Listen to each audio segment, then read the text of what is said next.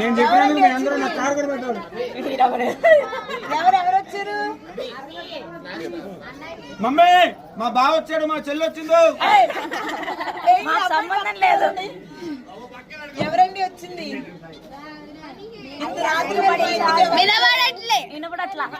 ఒక్క నిమిషం.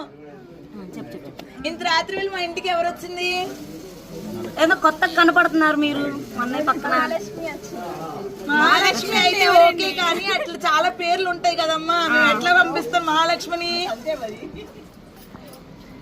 చెప్పాలి అంటే మా అన్నయ్య పక్కన మీరు నుంచున్నారు, మాకు తెలియాలి కదా.